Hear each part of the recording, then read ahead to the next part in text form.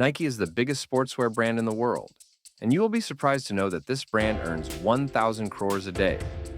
World-class athletes like Ronaldo and Rafael Nadal use Nike products. You may be surprised to know that the founder of Nike was himself a failed athlete. A young man with just $50 in his pocket, a dream in his heart, and a passion for running. No connections, no business experience. Just an insane idea to sell Japanese running shoes in America. That man? Phil Knight. And his idea? It became Nike, the biggest sports brand in the world. But this isn't just a business story.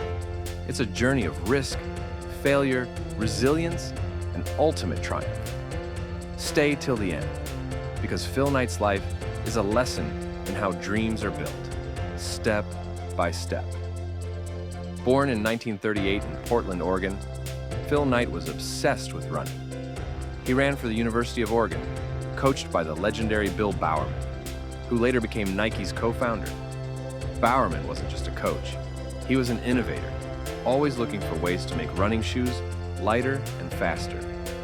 This planted the seed in Phil's mind. What if running shoes could be better? After college, Knight went to Stanford Business School, where he wrote a paper on importing Japanese running shoes to compete with expensive German brands like Adidas. That paper wasn't just homework. It became his life mission. In 1962, with just $50, Knight flew to Japan and convinced a company called Onitsuka Tiger to let him sell their shoes in the US. He named his company Blue Ribbon Sports and sold shoes from his car, traveling from track meet to track meet. It was a slow start, but people loved the shoes. Sales grew. Success didn't last long. Onitsuka tried to cut Knight out of the business. With no backup plan, Knight and Bowerman decided to launch their own brand. They needed a name. Legend has it, one of their employees dreamed of the Greek goddess of victory, Nike. They needed a logo. A student designed the swoosh for just $35, and they needed a product. Bowerman experimented in his kitchen, creating the famous waffle sole by pouring rubber into a waffle iron. Nike was growing, but the company was constantly in debt, taking loans just to survive. In 1977, Nike faced a $25 million lawsuit from the US government for unpaid taxes. On top of that, Adidas and Puma were dominant, and people doubted Nike could compete. But Phil Knight had one rule: never stop moving forward. He doubled down, focused on innovation, and started creating high-performance shoes that athletes loved. Then came the turning point. Nike signed a young basketball player named Michael Jordan. The Air Jordan sneaker wasn't just a shoe, it became a cultural icon.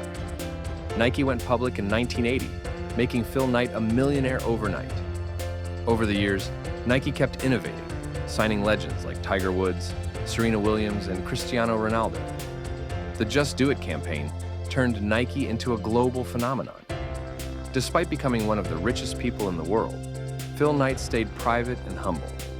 He stepped down as Nike's CEO in 2004, but his influence never faded.